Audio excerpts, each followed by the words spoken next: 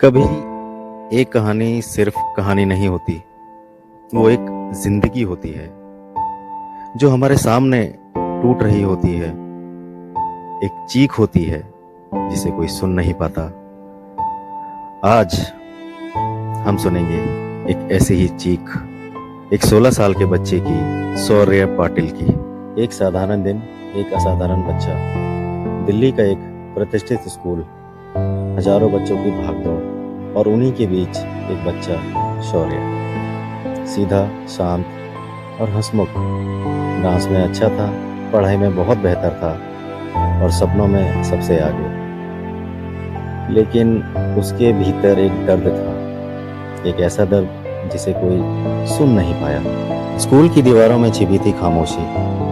School जहां बच्चे सुरक्षित महसूस करें, जहां उनके सपने पनपे। लेकिन शौर्य के साथ ऐसा नहीं हुआ। परिवार बताता है कि कुछ शिक्षकों ने उसे डराया, डांटा और धमकाया भी, और सबके सामने उसका मजाक उड़ाया। डांस प्रैक्टिस के दौरान उसकी टखने में चोट थी, लेकिन उसे जबरदस्ती स्टेज पर भेजा गया और फिर सैकड़ों बच्चों के सामने वो रो पड़ा। एक शिक्षक ने कहा, रो लो, मुझे कोई फर्क नहीं पड़ता। ये शब्द ये उसके दिल में गहरे उतर गए।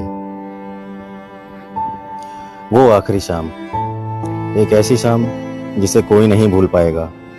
शौर्य घर लौटा तो चुप, बेचैन और टूटा हुआ।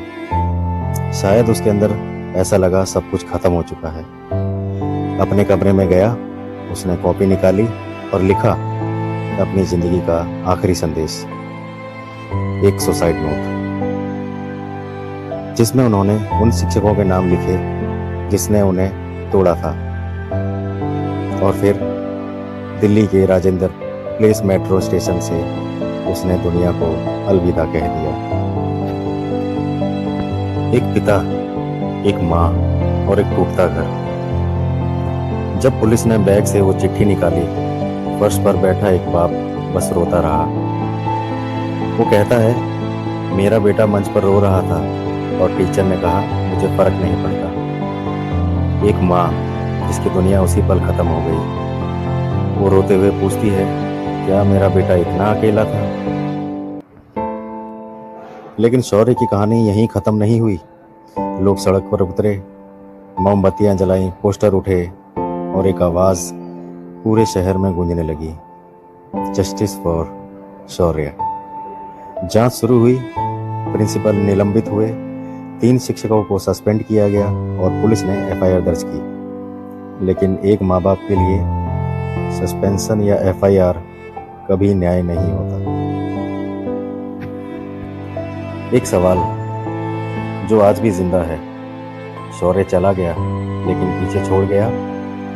एक ऐसा सवाल जो हर माता पिता से पूछता है, क्या आज के स्कूल सच में बच्चों के लिए सुरक्षित हैं?